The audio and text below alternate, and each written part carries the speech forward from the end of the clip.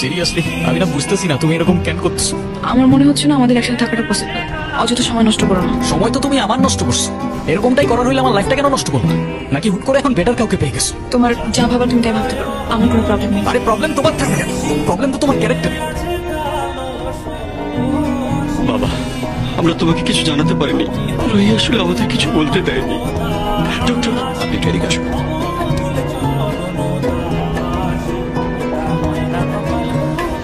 দেড় বছর হয়ে গেছে। কিসের? প্রতিদিন তোমার এখান থেকে ভার্সিটিতে নিয়ে যাই, আবার এনে ড্রপ করি। হ্যাঁ তো। আমি কি রাইড শেয়ার করি? না। তাইলে তেলের টাকা তুমি দাও। না, কেন লাগবে? দিব। মারবো একটা। আচ্ছা তোমার কি আমার ইফোর্টস গুলো চোখে পড়ে না নাকি? আমাকে প্রপোজ করছো? ইয়েস। এভাবে কেউ প্রপোজ করে? কত করে? 50 টাকা।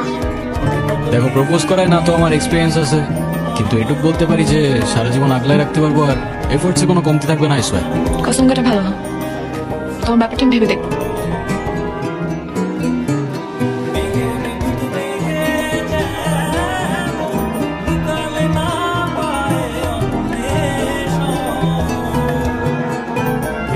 আমাকে মাফ করে দিও রুহি, আমি না বুঝি তোমাকে অনেক কথা বলে ফেলছি। তুমি আমাকে একটাবার বলতা, এতদিনেও কি তুমি আমাকে এতটুকু চিনতে পারলা না? তুমি আমাকে ছেড়ে যাবে না বলি তো আমি তোমাকে বলি নাই। কেন তুমি চাও যে আমি তোমায় ছেড়ে চলে যাই? হ্যাঁ, তুমি কেন আমার এরকম একটা জীবনের সঙ্গে তোমার সুন্দর জীবনটা জড়াতে চাও বলো? তুমি ছাড়া আবার কিসের জীবন? আমার জীবনটা তো ততক্ষণই সুন্দর যতক্ষণ সেই জীবনে তুমি আছো।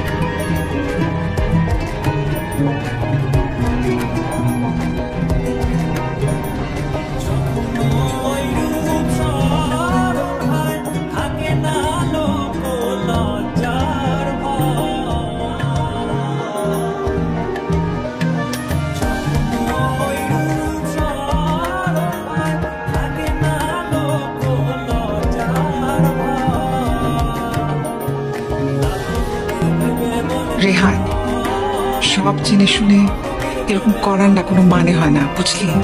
আমি তোকে যেটা বলছি সেটা তোর ভালোর জন্য বাবা। এমন কিছু করিস না যাতে তোর জীবনটাই নষ্ট হয়ে যায়। মা, আমি ওকে ভালোবাসি, প্লিজ একটু বুঝে কথা বলো। আমি তো বুঝলাম তুই ভালোবাসিস, কিন্তু বিয়ে ভালোবাসার জন্য নিজের ভবিষ্যৎটা নষ্ট করে দিবি?